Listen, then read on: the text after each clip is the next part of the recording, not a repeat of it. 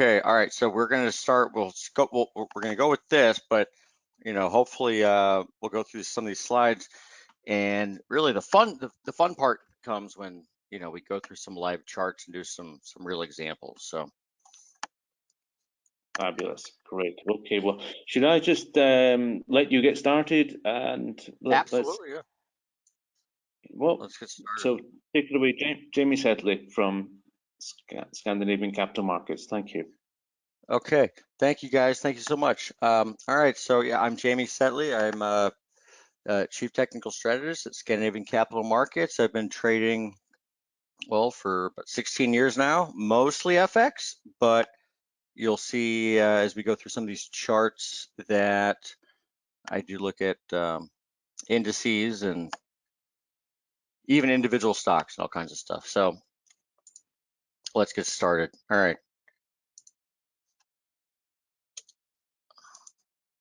All right, so we say professional trader, right? So some of the biggest things, everyone, when they start trading, they think about, they want to make money.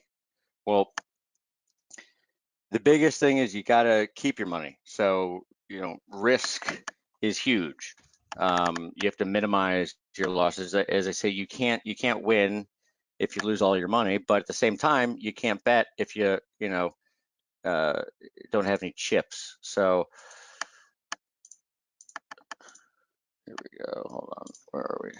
Try and get this thing to work right. Hold on here for a second.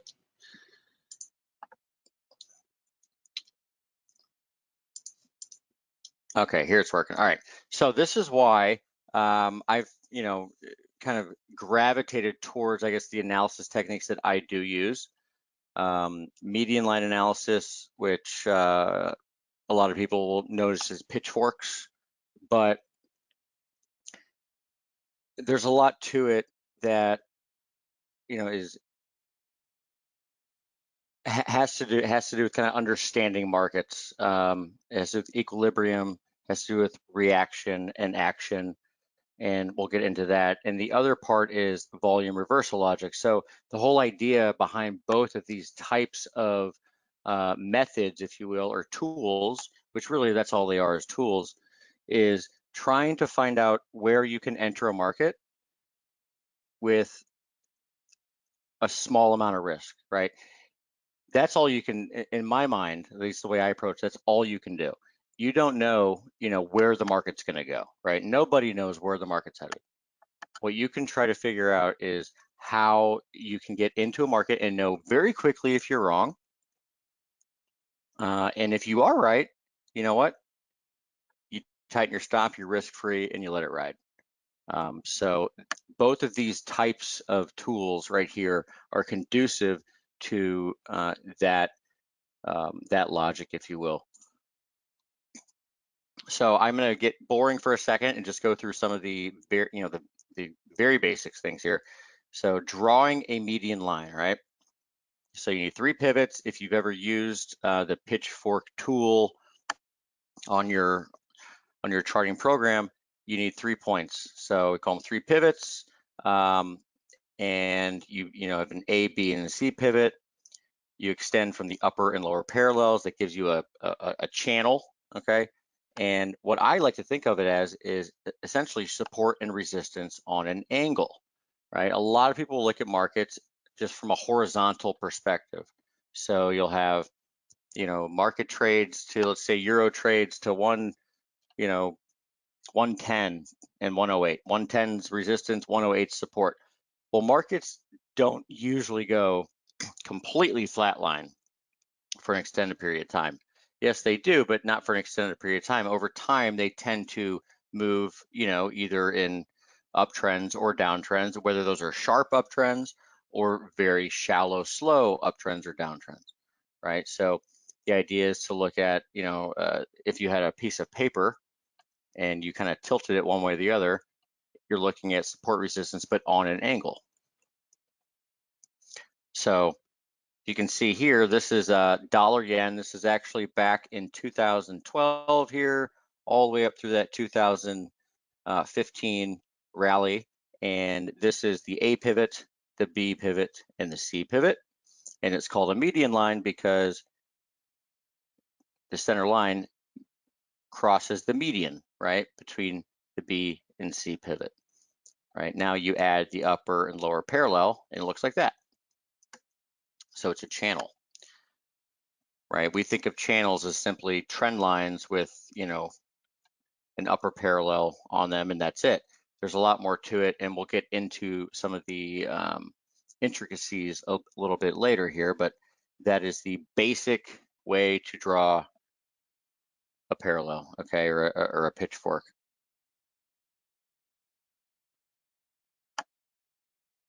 Now there are two other kinds of pitchfork structures. One's called a shift structure.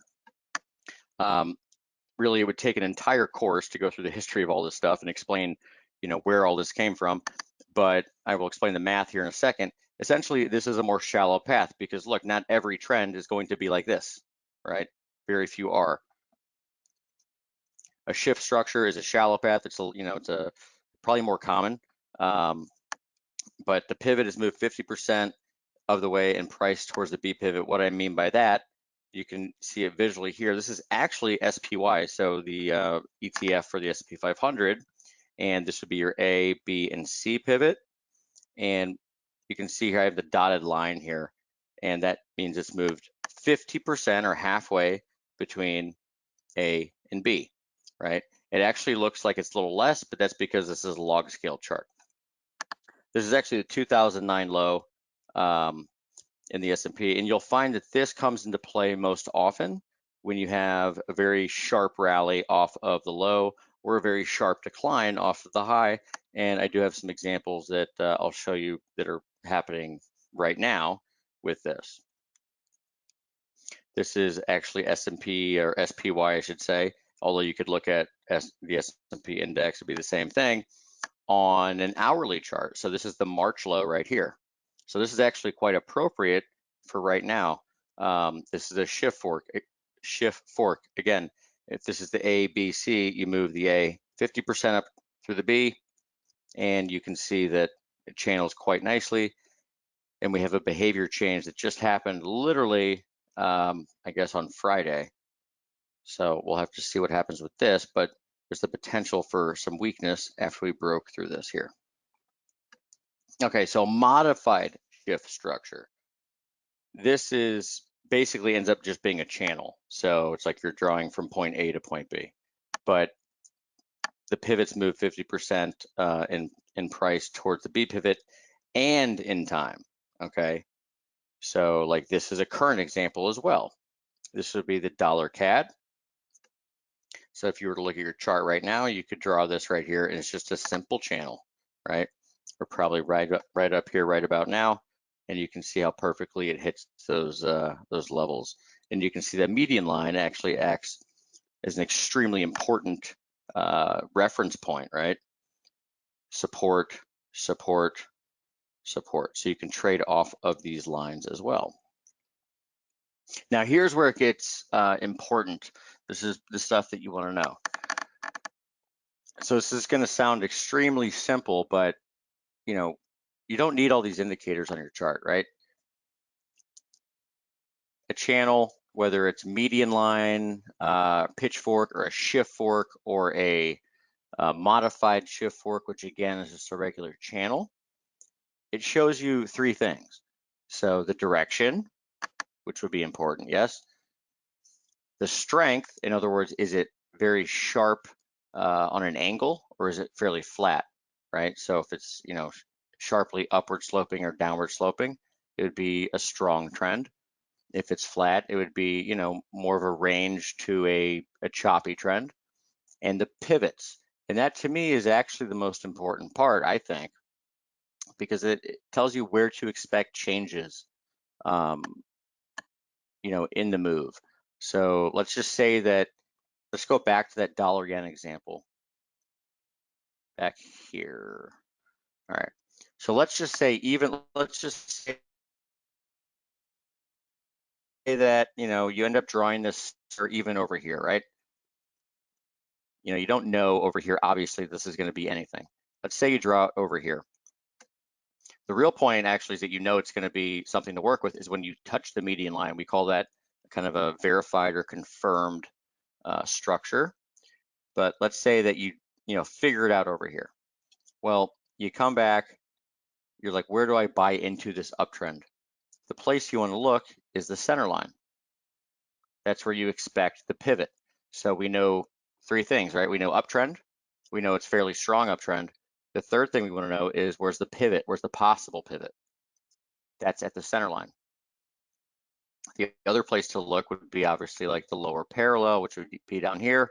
There are other more advanced techniques such as the 25 and 75 line, which I'll explain in a bit. But until you get to that point, there's really no advantage or edge to looking at this, right? Your risk is too high. And that's the great thing about this method is you are trading around the edges. You're giving yourself very little room for error, but it's not random, right? You can sit there all day and say, well, I'm gonna place all these trades with tight stops. Well, it doesn't really matter if it's just completely random. You need to be opportunistic, and that's the great part about this as well. So high reward to risk, there was risk a little to make a lot, and opportunistic, pick your spots. I kind of referenced this before, but action and reaction, that it really is what this is based on. So it's based on an equilibrium, if you will. The market tends to trade, I'm not saying that we spend the same time in bear and bull periods. What I'm saying is that the market, if it hits a certain level around the median line, it tends to go to the other side of the median line. And I'll show you some examples of that in a bit. Behavior changes. So this is just simple observation. Some of the technical terms that I will use will be raised floor or lowered ceiling. So a raised floor would be if you're trading on the angle of that median line, you're looking for the market. If it finds support at a higher level than it did before, that's a sign of strength, okay? Lowered ceiling would be the opposite. It's a sign of weakness. Median line acceleration is a very important point. Markets tend to, trade very violently around the median line. They'll just say zoom through them.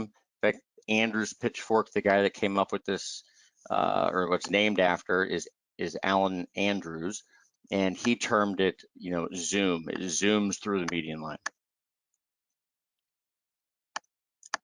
Breakouts, one through the median line and then comes back and hits support on the median line would be called the slingshot. That is my favorite trade setup. And then polarity, simply support becoming resistance and vice versa. That happens quite often. Obviously, this is a technical term that's used a lot, right? So like moving averages or just simple support resistance like horizontal levels, but also it's used, or you'll see it a lot in median line analysis or trend line analysis. All right, so let's look at some examples. So median line chart examples for study. So what we're going to do is we are going to pull up some charts and I will show you some of this stuff. And then I would love to take some questions on median line stuff. And I have the other volume stuff to go through as well, but we're going to go through this first. All right, so let's look at long-term gold futures, for example. All right. Okay, so when I say long-term, I mean like really long-term, like the entire history of gold futures since the end of Bretton Woods. And here's an example. All right, so this would be a modified shift fork, which again is just a channel, right? And really the terms are not all that relevant. Regular fork, shift fork, modified shift. All you're looking for is, and always break it down to the most simple variable. All you're looking for is the angle that best describes price action. So some of the tendencies we talked about, median line acceleration, breakouts, and the slingshot, right? And polarity. So these all come into play here. So let's look at recent behavior. When I say recent, I'm talking, not like 10 minutes ago. I'm talking over the last couple of years in this case. Of course, like any technical method that's worth anything, it's going to apply on any time frame. So scroll down, you see the center line, which is the black line here. Again, we'll scroll out, you can see it. Center line, thick black line here. See how this was resistance back in 2017. Now look what happened in 2019. This was literally about a year ago. We had median line acceleration through the upside. We came back and that became support. That would be what I call the slingshot trade. That means you zoom through the median line, you come back, and you provide support for a buy. Okay. It's also polarity. In other words, it was resistance and then it was support. It actually happened, if you remember back in March, when everything was tanking, it was support again. You could even see some trades over here on the short side that happened in 2015, right? Go through the median line, come back, it's resistance. Now look, this is not going to work all the time. Like this would have been a disaster, right? But then again, nothing works all the time. Let's talk about the principle of action reaction or equilibrium. So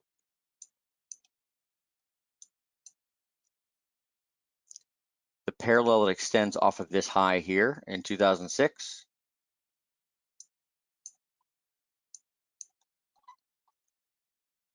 would have been quite useful back here and back here. And guess what? It also was support in 2015 and 2018. The equilibrium part comes into it where you expect resistance to play in, because this is the level you're coming from. So you're looking for resistance to come in from the same level, equidistant, the same distance from the median line below, added to above, which is here. And that's where we have stopped, right? Now we've been consolidating around this level for quite some time. So we got there back in April, early April, and here we are almost in July. So we'll see what happens here, but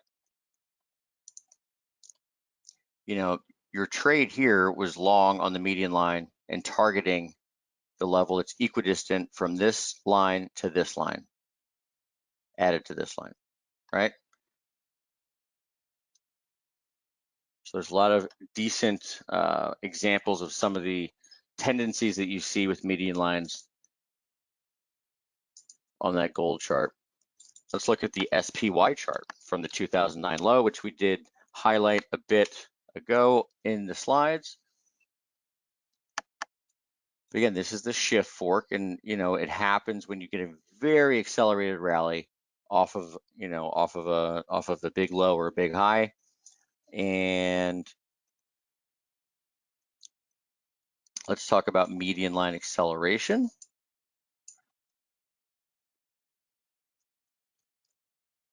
Up to the median line, okay. Gets a little tricky here, but look at that support there in December of 2012. And then what this is called here would be polarity, right? So resistance off the tops, literally perfect support going back in 2013, 2014. That was actually I remember this, that was the Ebola drop in 2014. And actually in recent times, it's been pretty solid and interesting as well. So you can see it was support throughout 2017. It was support in 2018.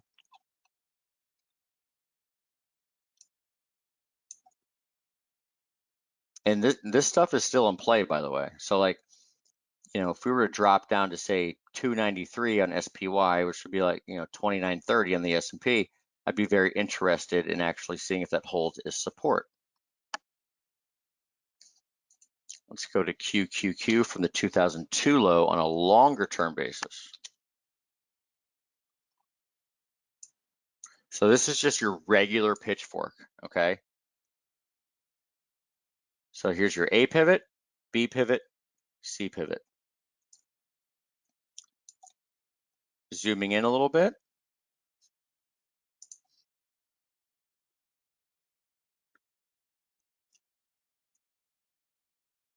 Median line provides support.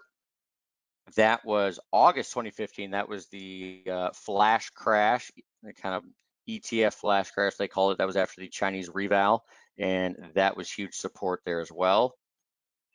You can see the principal polarity here as well. That parallel that crosses off, I will actually highlight it so it's a little bit easier to see. You can see how it crosses off the highs, and it ends up being support, support, support, support,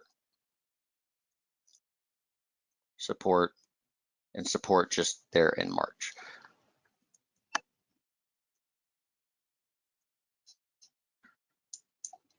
Not gonna lie, this makes me a little scared from a stock market perspective because we're, above the upper parallel right now, and not sure how much longer you can stay up through this level. This is based simply on understanding pitchforks and median lines, not anything else. There's no fundamental analysis here. There's not even sentiment analysis. This is just straight up looking at how the market's traded when it trades outside of, and understanding when a market trades outside of its upper parallel or lower parallel. In this case, the last time we trade out of the upper parallel was back in February. That did not work out very well for the market as a whole. TLT, this is a great example of median line stuff. And again, this is just a channel, it's a modified shift channel. And you can see the market trading up to the upper parallel 25 line, which I don't think I explained very well at all, but the 25 line, self-explanatory, it's 25% of the way up through the entire channel. So, think of this as 25, the median line is 50, this is 75, and that would be the upper parallel or 100. But look, some of the big trades that you get on this center line here, right? 2015 low, a lot of shorts here in 2018, even a short here in December of 2018. Finally, you break through the center line.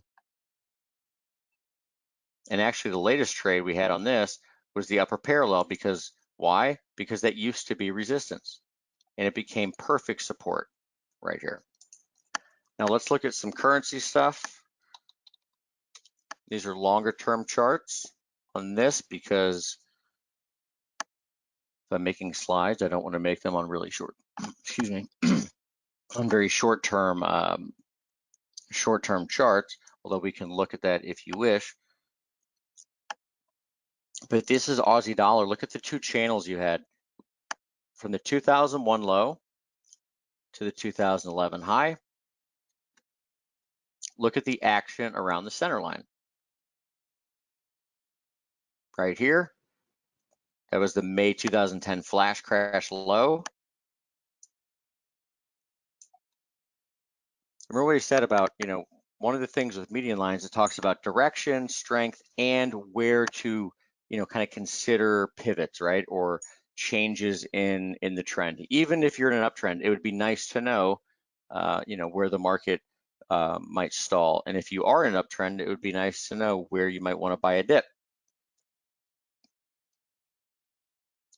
Even the 75 line here held pretty well, right?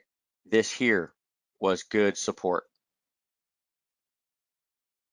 Now things finally fell apart after Aussie broke through in 2014. And that would be median line acceleration. Look at that huge bar right there. And then if we zoom in and look at more current price action, we can look at the trend line, or the channel, I should say, from the 2011 high. Well, I mean, perfect on that low there in March, right?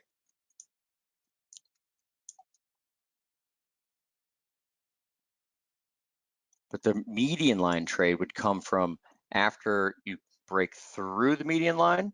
And this is a great example of the slingshot trade. So support back here, support here. Slingshot trade, you go through the median line, come back and hit it perfectly, right? Perfect support. Now we're actually seeing this in play right now. This is a live chart. So this right here is 25 line. You can see, well, and I'll make it a better color. I'll make it a nice little magenta there. But you can see how that line more or less, and not precise all the time, but it has been precise before, and you can see how we made low right there on June 15th. So that's not random, right? Now I do take other, considerations into effect here. One is the volume stuff that I was going to talk about next, but you take out the horizontal level, come back, test that level. You stopped perfectly right there. That's not random. That is polarity. That is old, resistance here, resistance here, where you came from actually in January, becoming support. This is probably one of the better examples of median line acceleration that you can think of as well. Like you go through the median line and the market crash, right?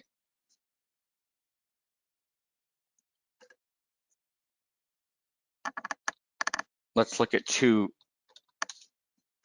current examples that we're working with. So this is the British pound. We're going from the September low, December high, March low. And this is one that if you do follow my work, then we've talked about this in real time, that the median line has been absolutely perfect for resistance. Okay, so there are several things to think about here. One, when you draw it, first you're going to have your 25 line and your 75 line. But once you start to get more information, you can get a little more specific. And in this case, we can draw parallels that are more aligned with the market support resistance. So you see the spike high there, the low there. So you want to be looking for support in British pound at about, I'd say like 122, 122.10, something like that, if you get there over the next few days.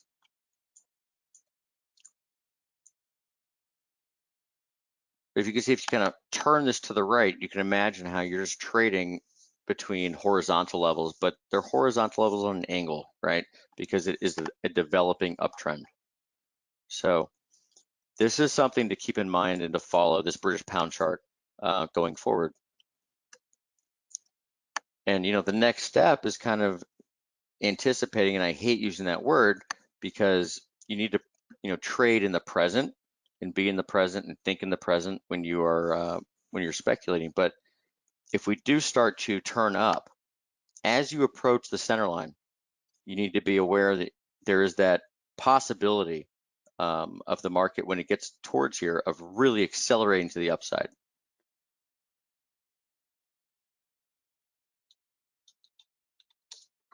And let's go to the British pound, or sorry, to euro. So this is the current euro chart.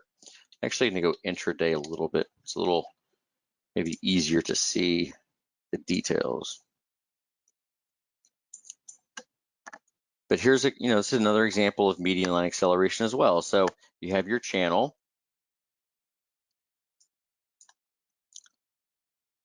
Market goes through the median line with a huge bar right there. Okay, that was on May 28th. Huge bar. This is a 4-hour bar. comes up, comes back, finds support very close to it, continues onward, right? Stop very near the upper parallel as well. So as we go forward the next few days, there really are several levels to pay attention to. One is the center line, which is going to be just below that low from the 22nd, and that's going to be about, say, 111.60. But the next level to pay attention to, and the one that I'm kind of focused on at the moment, is probably going to be about like 110.40 or so. And why? Because you're coming from the 75 line, right? And that's the 25 line. Again, that is the principle of equilibrium, action, reaction, symmetry, if you will, between the channel. So you can see the 75 line here, market traded around it, came up, hit it yesterday. It was perfect resistance. So the logical place to look based on median line analysis is going to be that that 25 line, or the opposite of where the market is coming from. And it's coming from an area above the median line, where if you took this and subtracted that price distance, you would get here.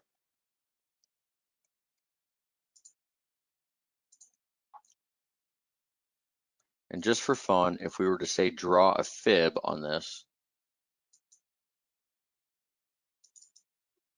actually, I'm just interested to see where it would be. All right, so it'd be like 110.20. So not far from where that 25 line would be, which was a perfect level to buy anyway over here, and very close to being resistance over here as well.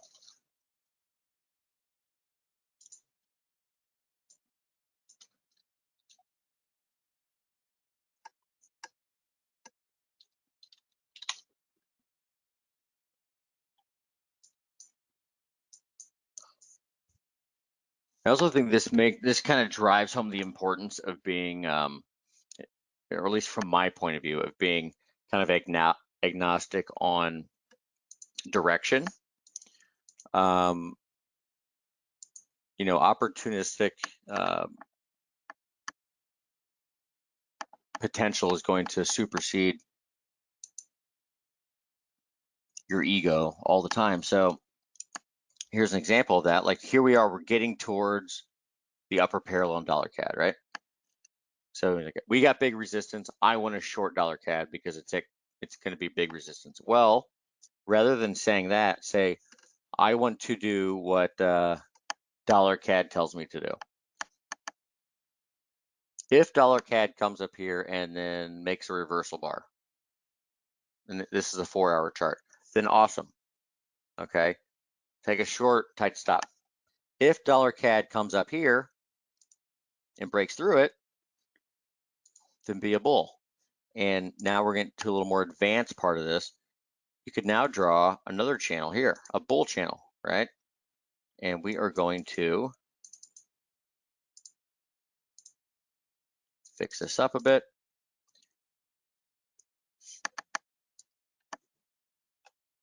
You see how that center line was resistance here on Friday, right there?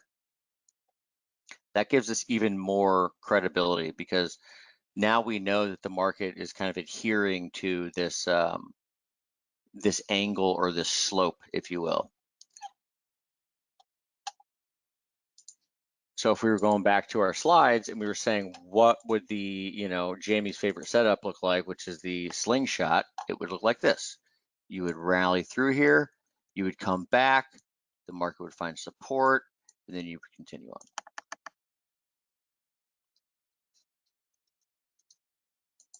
And again, you can do this, type of analysis with any asset, currencies, commodities, equities, indices, whatever.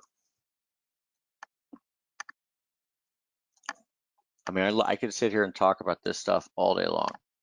All right, what we are going to do real quick, because I would like to take questions, but I want to present some of the volume stuff.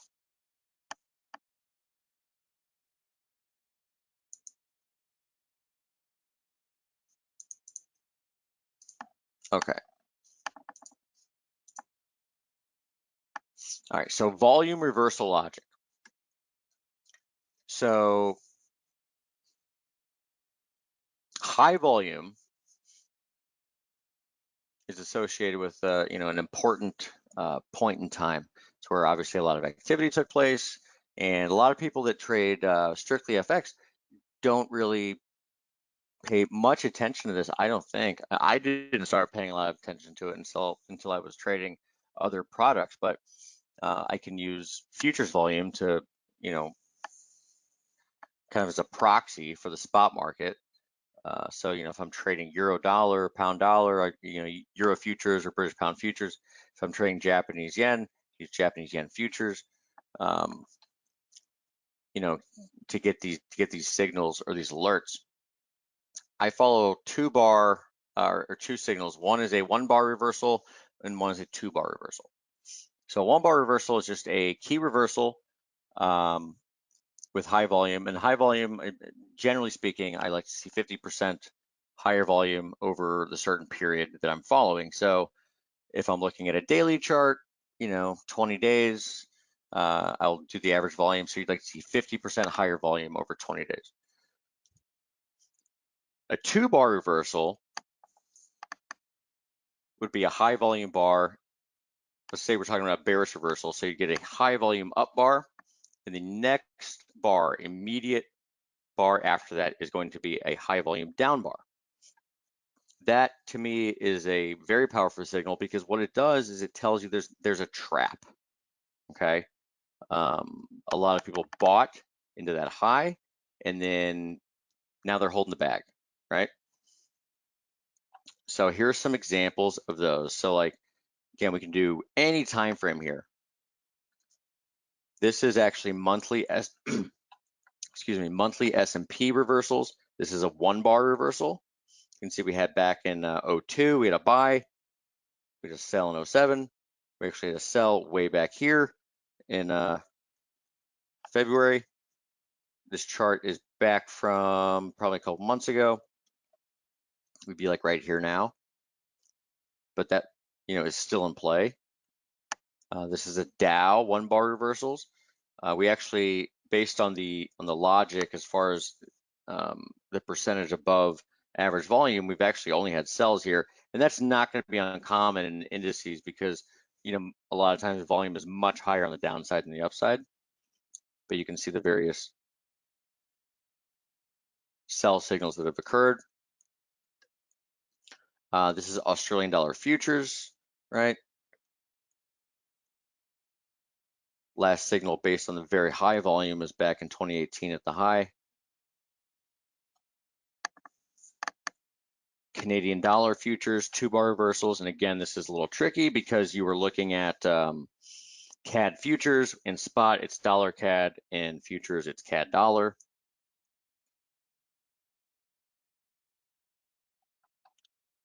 I follow 4-hour reversal signals. I will look at hourly reversal signals, but like, that's something that I already have to be following. So, it's not going to be kind of like on my, alert me like as a signal. It's going to be more, I'm already looking for a long or a short, and I'm looking for that trigger.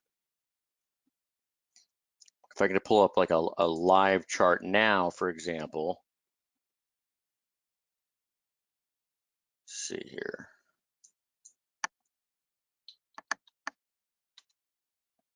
See if we have anything current to look at.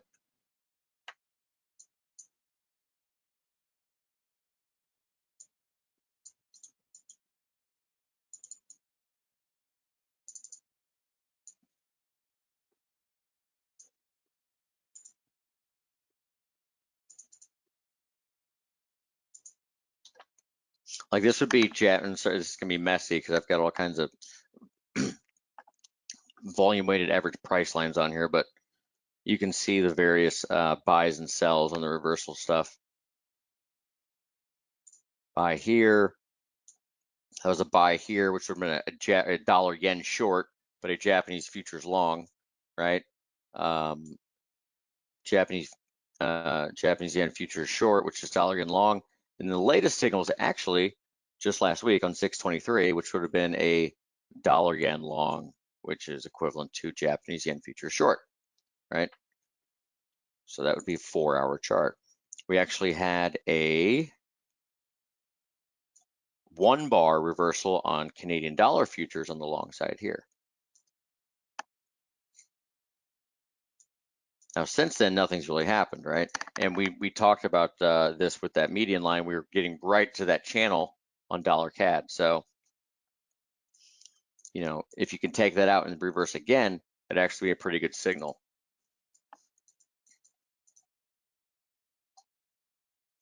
And here are Kiwi futures. Actually had a great signal there at the low in March.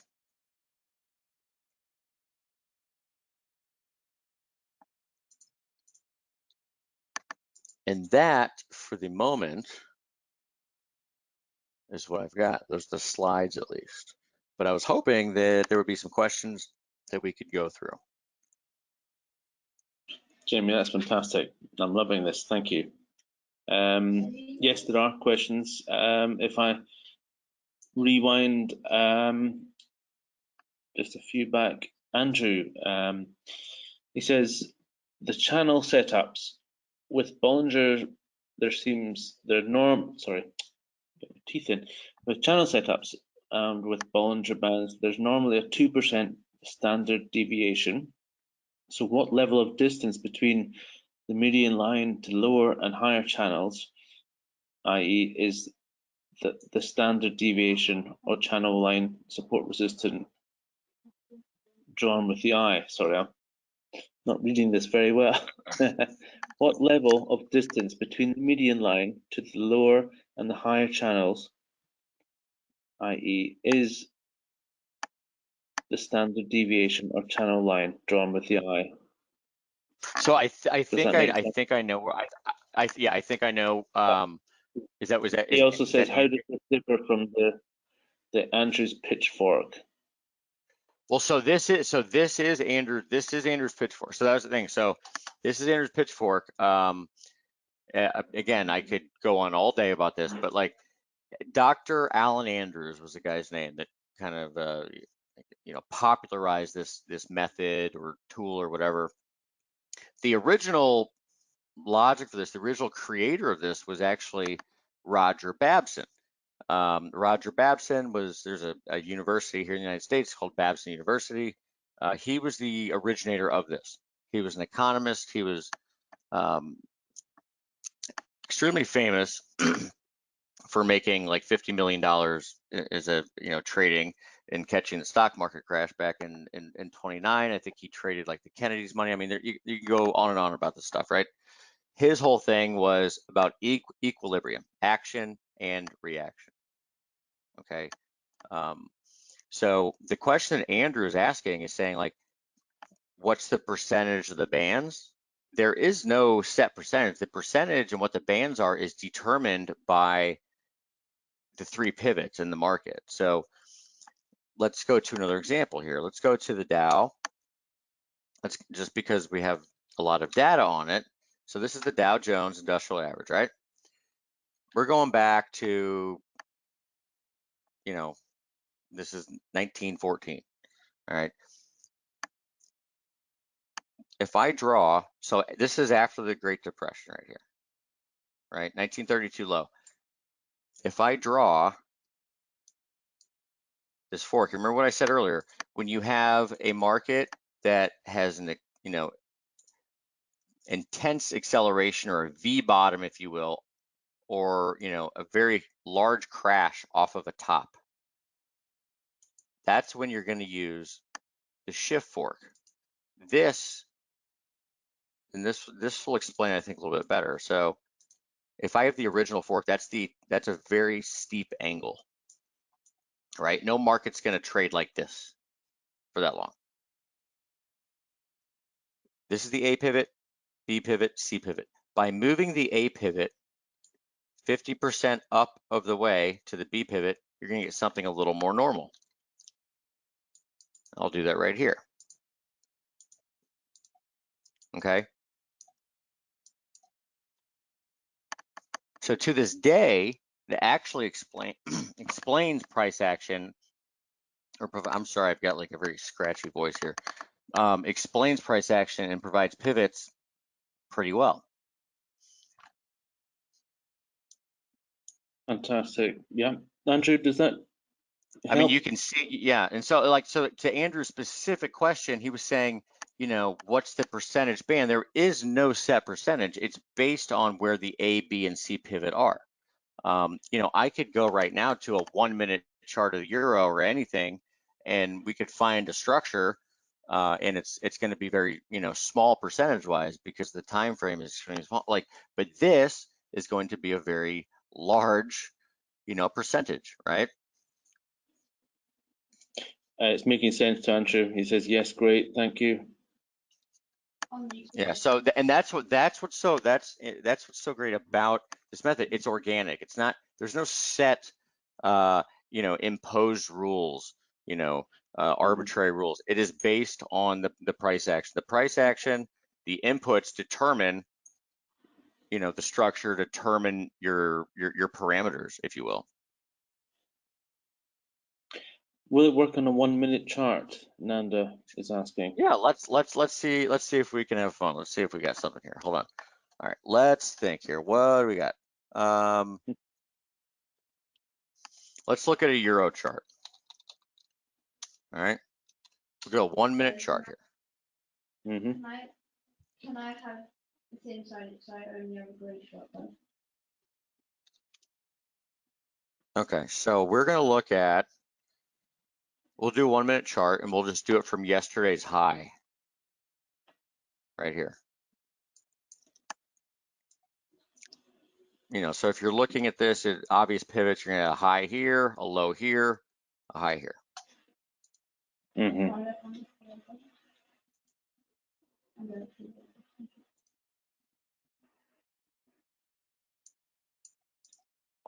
So this is a shift fork as well, because if you're to make it a regular, you know, it's gonna be too steep, okay? Make it a shift fork. So here's some more, you know, principles that we talked about earlier. We talked about balance, equilibrium. So since, well, at least where I am, 2:40 in the morning. So for about the last 5 hours, the market for the most part has traded between the 75 line here, which is again 3/4 of the way down, and the 25 line. So support, resistance, support, resistance, support. We're getting close to resistance again. So watch like 112.16, right?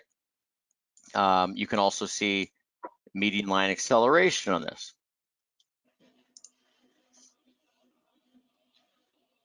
Market has a very violent move, at least for a 1 minute chart, down through the median line, consolidates and falls. This would be a slingshot move, right?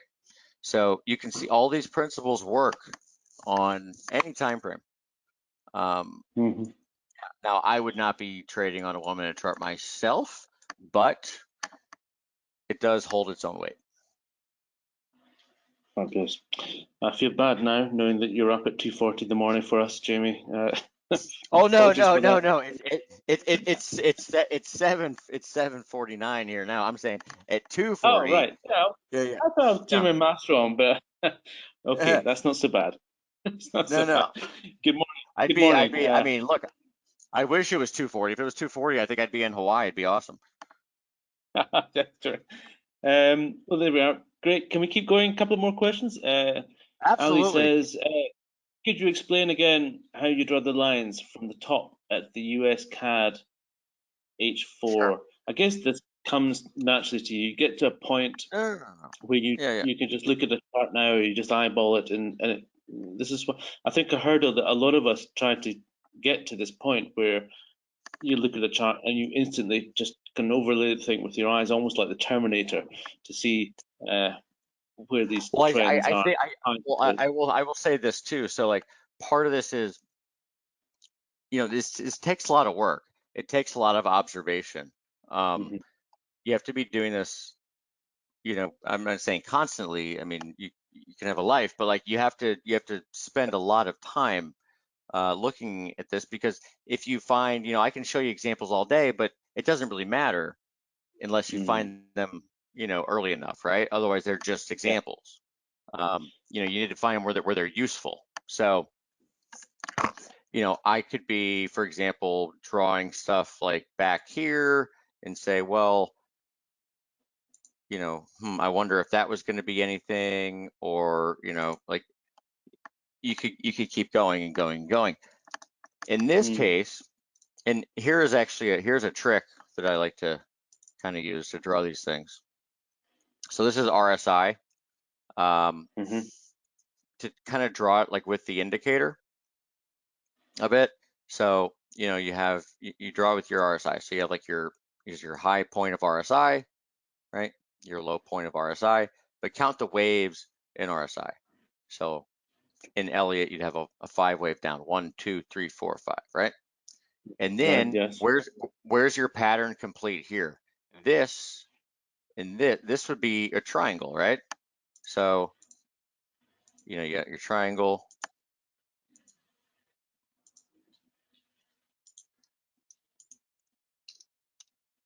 But you can see that sometimes easier in RSI. So, you know, you've got 1, 2, 3, 4, 5. This is probably not the greatest example because you can see it in price anyway, but Yeah. Okay. try to draw it to the end of the pattern. And actually, after I do this, I'm going to go back to one of the Australian dollar examples, because that will highlight as well. So I'm trying to draw from beginning of pattern to end of pattern. And this is the, you know, obviously the high. You know, the trickier part is, I guess, where you draw the second part here. But again, it takes experimentation. You're looking for what best describes the angle of the market, what best describes the slope. And, you know, sometimes it takes a while. I mean, this one's pretty clear. This definitely describes the market, you know, the angle of the market, you know, so you can see it Okay. here, not just on the high and low, but on the center line. Look at all that action here. Look at all that action. Look at all that action. You know what I mean? I mean, what appeals to me about this is that it is fairly simple. It's clear. It's Yeah. uncluttered. You're not You have to overlaying be a chart. yeah. Mm-hmm. Oh no, you have to be. I'm sorry. You have to be a market kind of like, you know, junkie, obsessed with it, like just want to sit there and try to figure it out and experiment with it. You know, but it's pure. And you know, the three things that you're learning here are market direction. Which way is this going? It's going down. Okay. Yeah. You know, how intense the trend is. You know, is it steep? Is it shallow? And then where would you want to trade? Right? You don't want to trade unless you're at a level that, you know, has proven itself before. So, you know, in this case, really the only place here where you're probably trading is probably on the center line at some point, just because that has been huge. You can get in with a tight stop. You're going to know pretty quick if you're right or wrong. Yeah. You know, and I would watch this, you know, the rest of this week or whatever. I mean, you're coming up right here on level. So, you know, you could either go, so I was saying last night, I was writing my research. I was like, you can either, you know, trade ideas, dollar CAD. I said long or short. And honestly, that's the truth. Like, because if you come up here and trade and turn down, you want to be short. If you come up here and break out, you want to be long. You're trading around the edges. You're trading at the decision points of the market, right? Rather than arbitrary points where you can get whipsawed all over the place.